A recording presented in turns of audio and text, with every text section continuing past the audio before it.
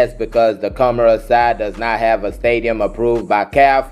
Please don't forget to like. Nice way to get the shot off, but just went straight at the keeper. You get this ball played long, player brings it down, but the defender gets in the way. But that.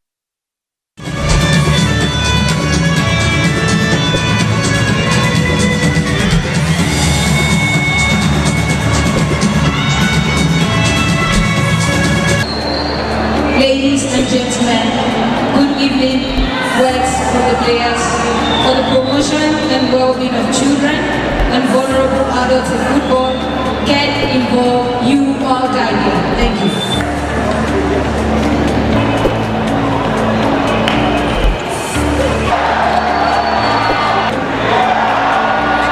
Le temps additionnel est de 4 minutes. The additional time is 4 minutes.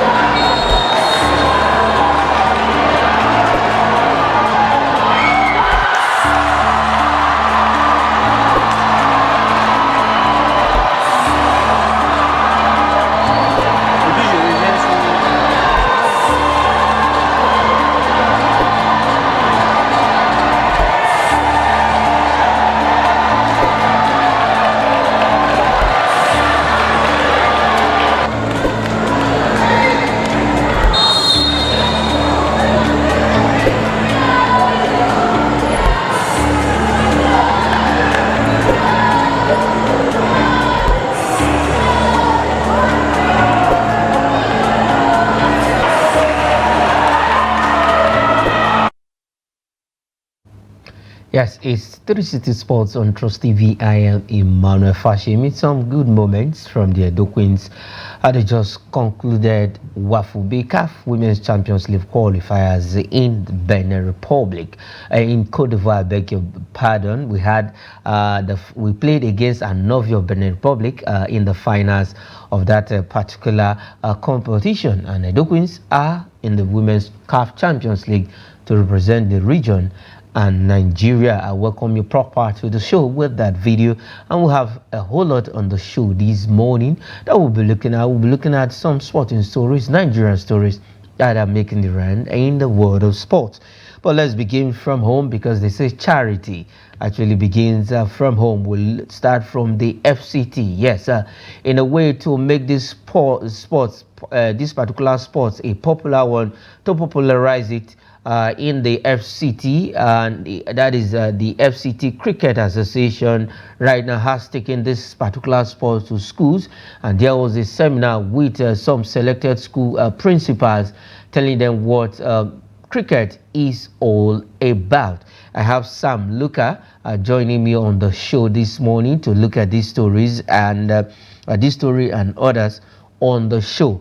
Okay, for the FCT Cricket Association, they have actually taken a very giant step in making sure that these sports become a household name in the FCT. Now, there were selected schools that the principals of some selected schools actually attended a seminar alongside their game masters to make sure this sport is to make sure this sport is known in the FCT and probably Nigerian at large. And you know what the Cricket Federation of Nigeria is doing.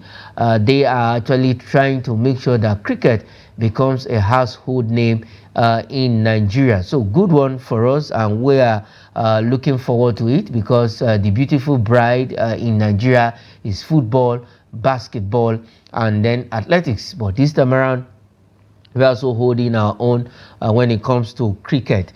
No wonder ICC, that is the International Cricket Commission, actually dubbed Nigeria, gave us that award as one of the fastest growing cricket country in the world. And on the ICC ranking, we're actually moving up on the rankings table, which is a good one for us. I don't know if my guest is ready, and we can bring on Sam Luka to join up on the show.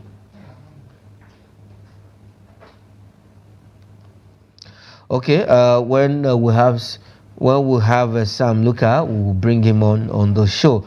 But for the FCT Cricket Association, is a good one that we are having this, taking this particular sport to schools. So let's see how that pans out for cricket sports in the FCT and Nigeria. So congratulations to the FCT Cricket Association for taking this very giant move, this step in making sure that these sports become a household name in the FCT. All right, moving ahead on the show, let's look at this another story. This time around, we'll talk about Israel Adesanya. We know that just weeks ago, he lost to the South African Driscoll du Plessis in the battle of supremacy, who is the king of Africa when it comes to UFC. And we know that in the fourth round of that game, Israel Adesanya lost due to submission. He actually submitted at the end of the day in fourth round of that particular fight. But his coach,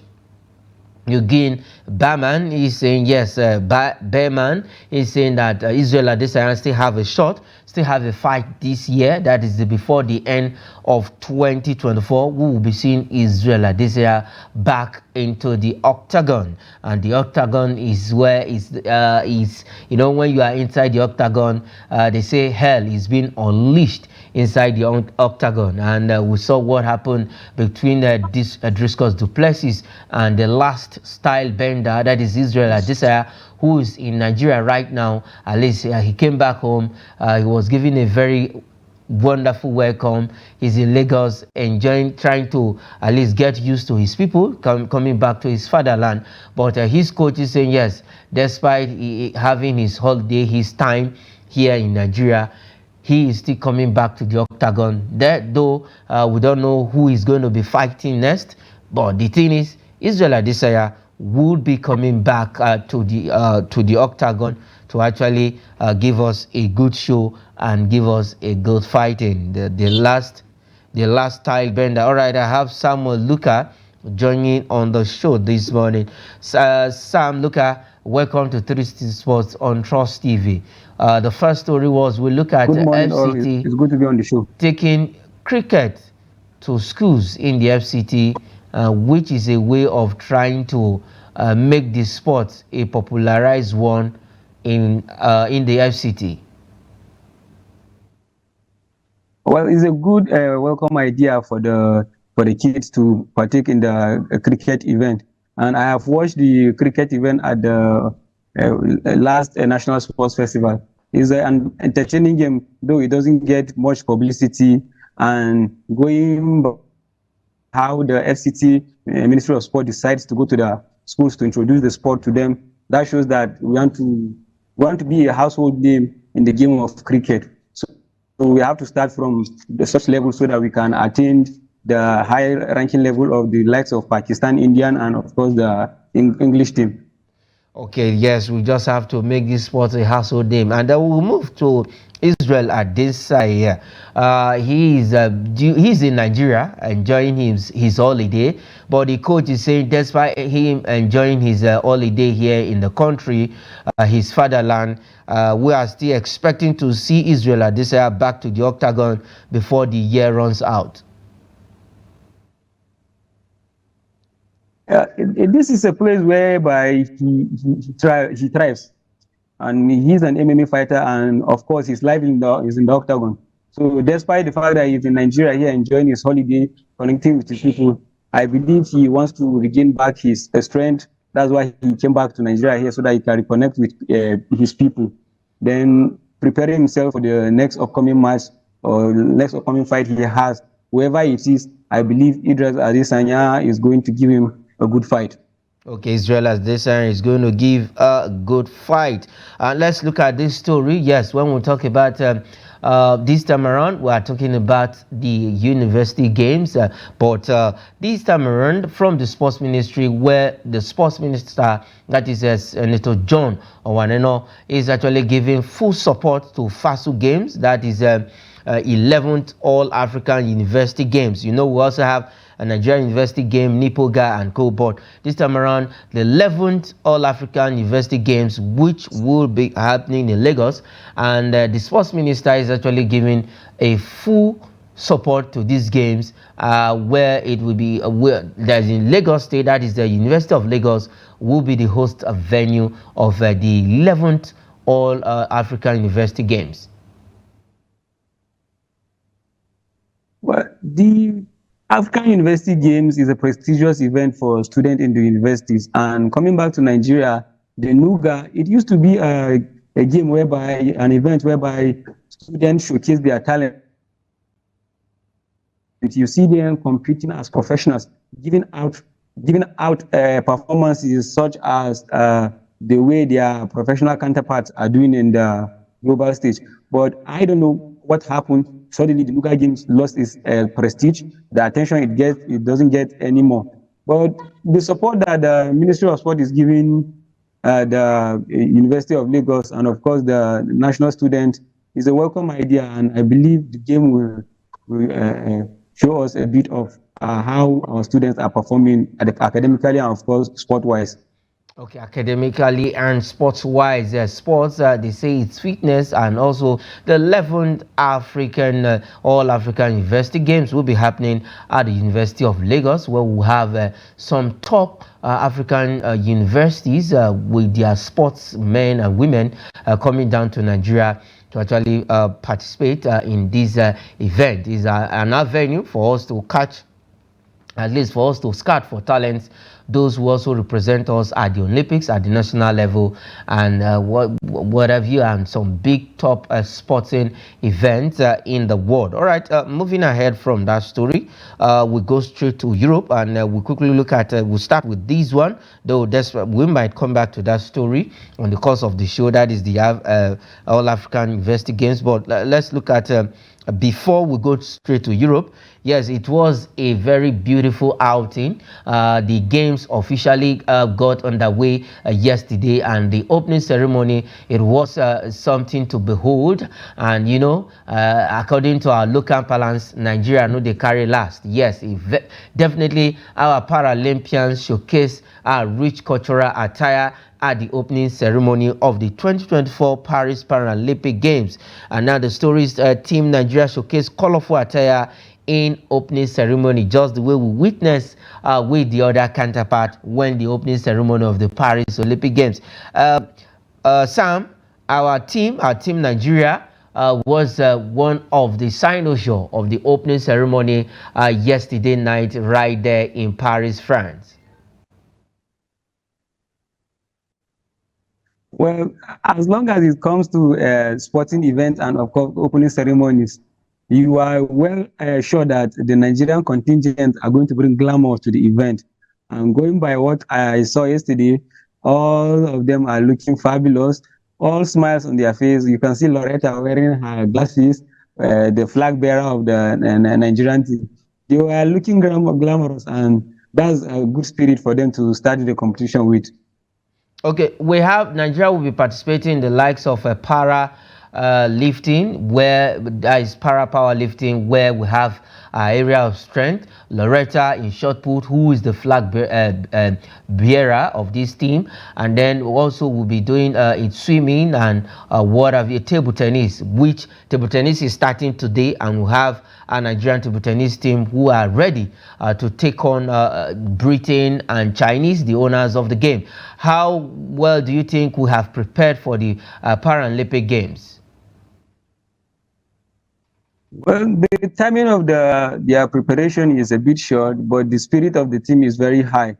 They are professionals, and I believe we have a world number 2 in the para badminton, and of course Loretta, who is a world record holder in her event. So I believe with the preparation they have, they are in shape. They can perform well and bring back medals as usual. Okay, we have, let's look at it, 80 medals in total for the Paralympics since we started attending. That was at the Summer Barcelona Olympic Games in 1992.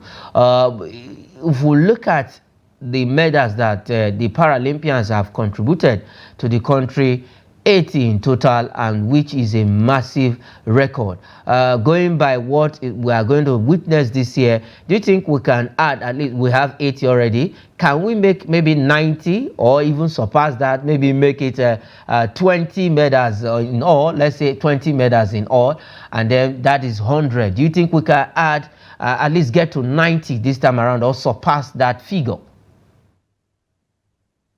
I am optimistic that we are going to pass the number of 90 medals in the competition entirely, because they are well doing.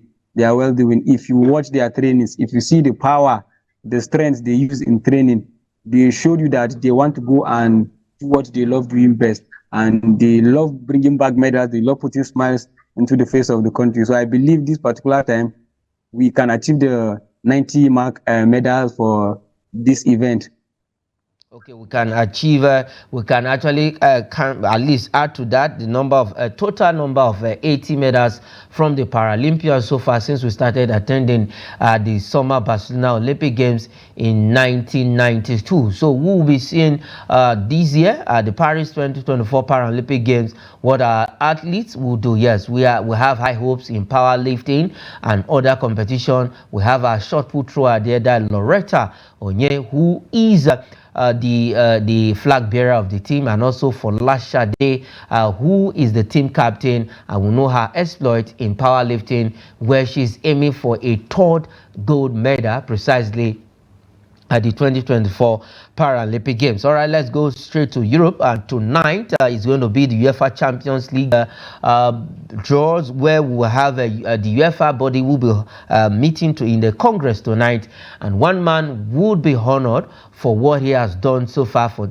this particular competition, that is the UEFA Champions League competition. He is a man, he's a force to be reckoned when it comes to football. He's still playing, age 39, and right now in Saudi Arabia playing with Al Nassr. And for his contribution, because we know that the UEFA Champions League format this season would be changing, Sam CR7, as he is fondly called, will be honored tonight right there by Alexander Seferin. It's a welcome honor. Is an award that he deserved it. He worked for it the moment he stepped into the stage in Manchester United, and of course coming to Real Madrid. Going by his game when he was younger, he was playing much at the wing, not scoring much goals. But the moment he came into Real Madrid, he realized the aim of the game is to win matches, and of course before you can win matches, you have to get goals. So he changed his game. I remember in the 2016-2017 UEFA Champions League season, at the end of the group stage, he was having 2 goals. And people were writing me off, calling him names. But at the quarterfinal stage, he picked it up, started scoring goals, banging goals from here and there, scoring hat-tricks against Bayern Munich and so forth. To the point he scored, I believe, 17 goals that season. Yeah, so it's an achievement that he deserves. And of course, keep on playing at the age of 39, 40. That shows you that the quality this guy possesses is massive. Okay, the quality he possesses is massive. Ever since CR7 left Europe, let me take you on this. Have we had any, okay, the 2 of them, I can place Lionel Messi side by side with CR7, but we are looking at CR7.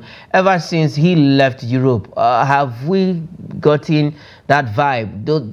As in, is there any replacement right now that you think will step into CR7's shoe in European competition? Well, from the look of things now, we probably have, let's say, 2 or 3. Maybe we say Vinicius Junior, Kylian Mbappe, and of course, Erling Haaland.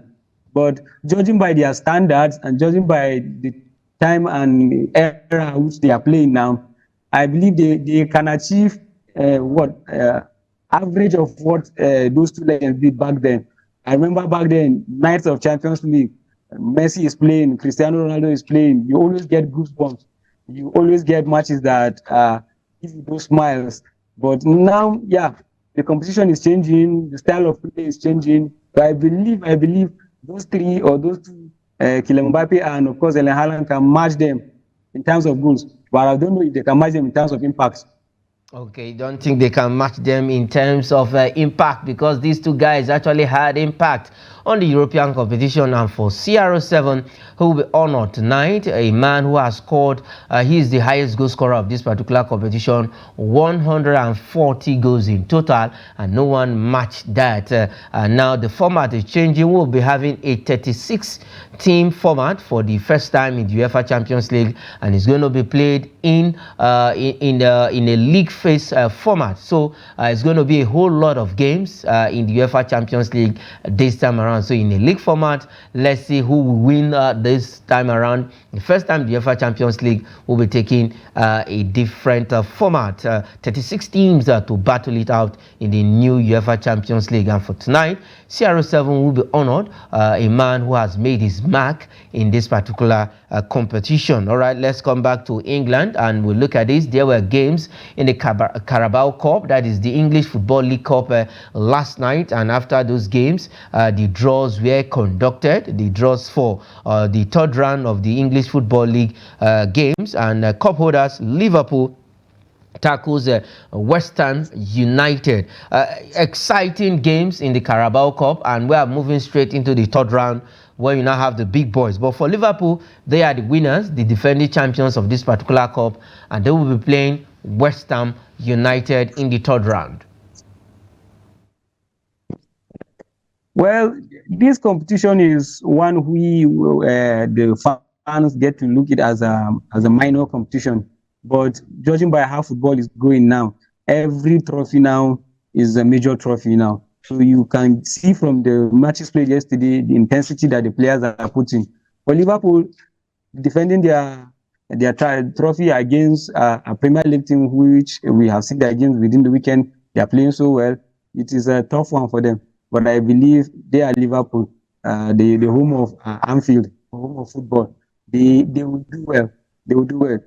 The other teams, they are playing against a little weaker teams from the Division 1 and 2 and 3 or so. So going forward, the game will pick up, and of course, the competition will get tougher.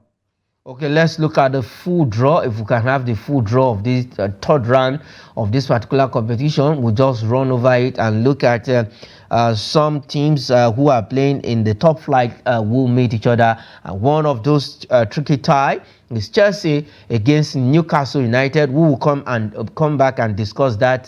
AFC Wimbledon will take on Wolves. Brighton will tackle Fleetwood. Stoke City battles Crystal Palace. QPR against Southampton.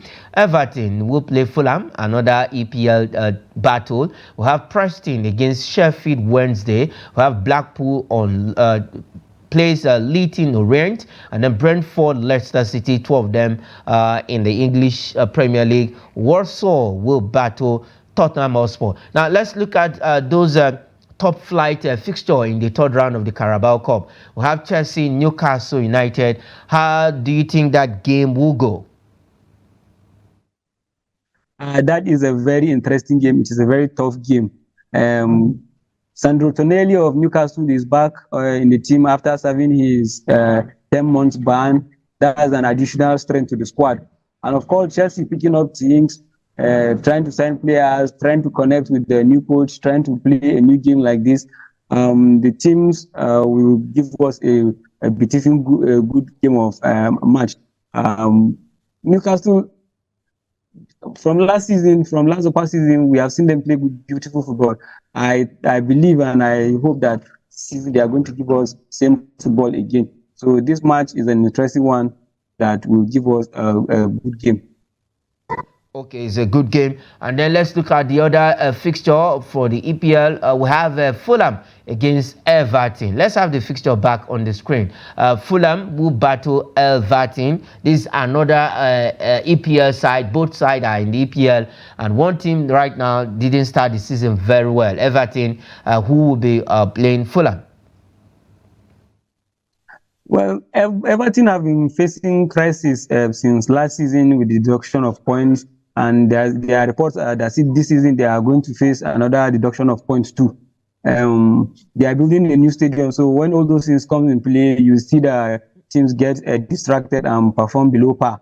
But against Fulham, I believe it is a recognized team for them. They know these teams. They have been playing together for quite long now, so they will give us a good match. I believe Everton can come out victorious in this game. Okay, let's look at these one again. We have Brentford against Leicester City. Well, Brentford has been in the Premier League, so they are used to strong competition. Leicester City are just coming back from the relegation, new atmosphere. Brenton has been there.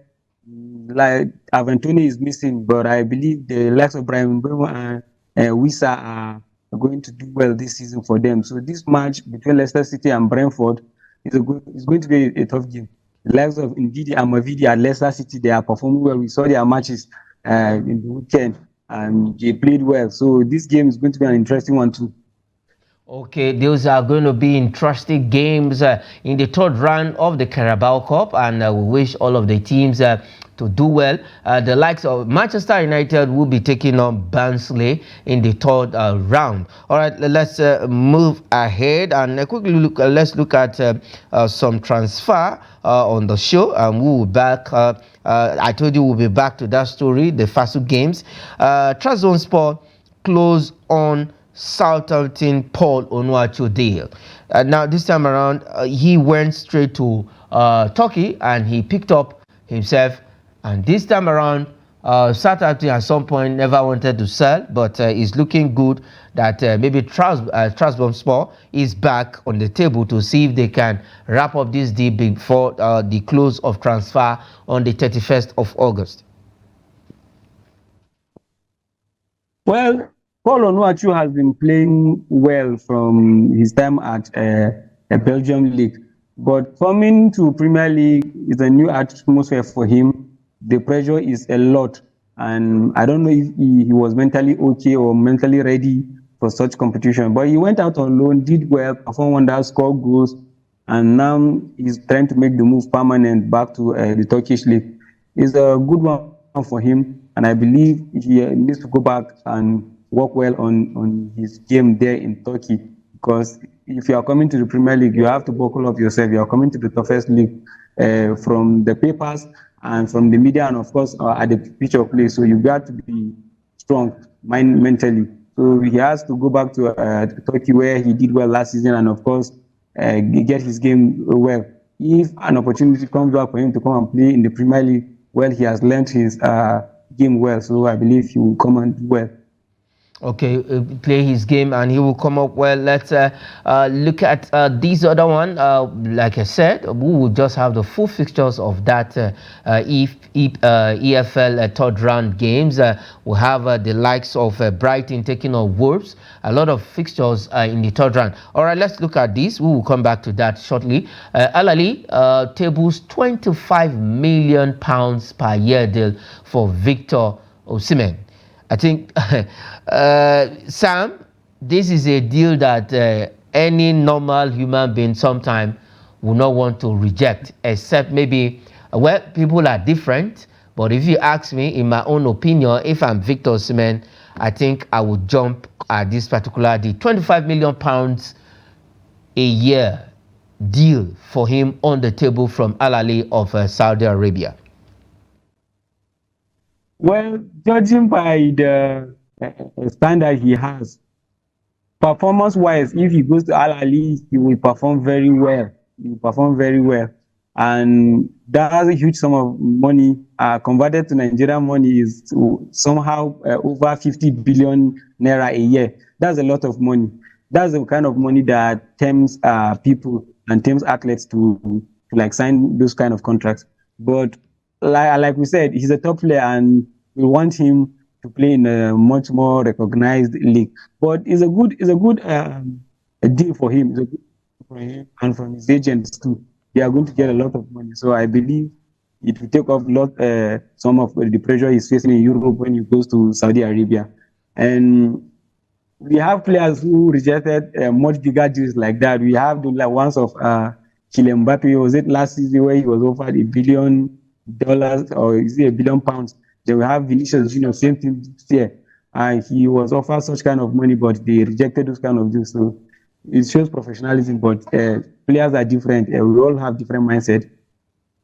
Okay, players are different. You just made mention of the likes of Kylian Mbappe, who rejected those kind of mouth-watering deals to move over to Saudi Arabia. We've also seen some coaches, the likes of Mourinho, also rejected those kind of mouth-watering deals to move over to the Middle East. But let's see how it goes. Before the transfer window shuts down on the 31st of August, definitely Victor Osimhen will be having a new club, except something else happens and he still remains with Napoli, because he has been this is one of the biggest transfer saga we've had in quite a long time. Victor Osimhen and Napoli, De Laurentiis, the owner of Napoli, and Victor Osimhen are having it a very tough one this time around. All right, let's look at these. We'll go straight to the Emirates. That's a London team right now. Arsenal intensifies effort to sign ex-Spaniard goalkeeper Joan Gracia. We know that Aaron Ramsdale has moved away from the Emirates Stadium right now with Southampton. Well, they have to balance their books, and Aaron Ramsdale is a top goalkeeper, and this is a player who offers competitions to David Raya, and he has moved on to Southampton. So Arsenal really need to replace him with a very good keeper. The guy is a decent goalkeeper from Espanyol, and I believe he will offer good support and good backup for David Raya in the upcoming season.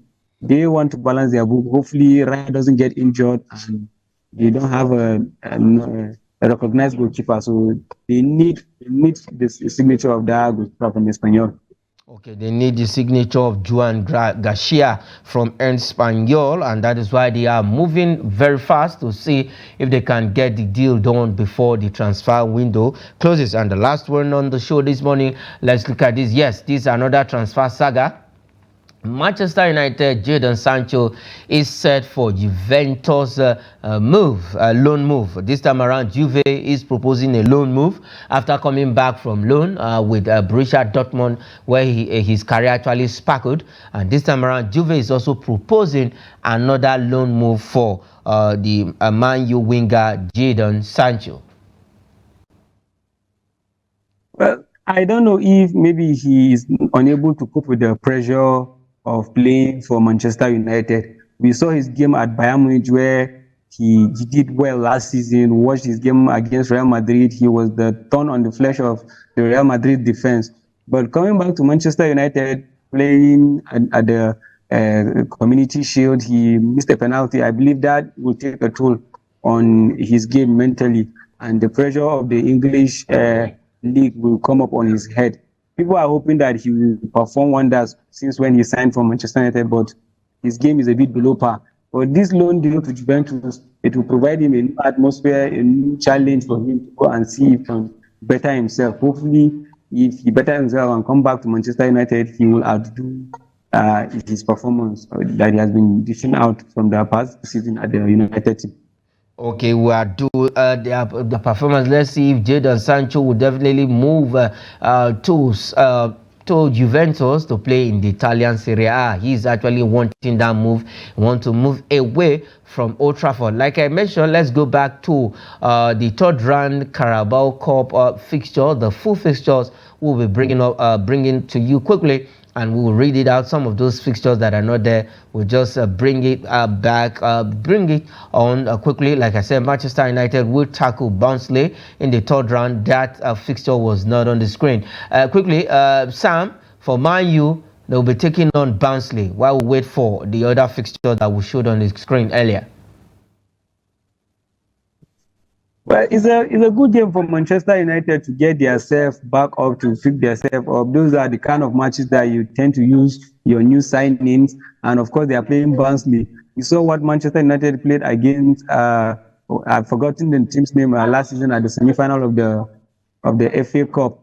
We were playing a team from the lower league, and it gave us a good game of football. We never expected such kind of from this, and so. Barnsley is a team from the lower division, and mostly people expect Man U to run over them. But with the game Manchester United are playing this season, I believe going to be a tough one for them. This is the time for the coach to try out new players and set out his game. Okay, set out his game. Now, you look at Manchester United squad. They actually made some good signings. How well do you think those signings can at least help Manchester United back to where they used to be? You know, Man U is one of the top teams in the EPL and the whole of Europe.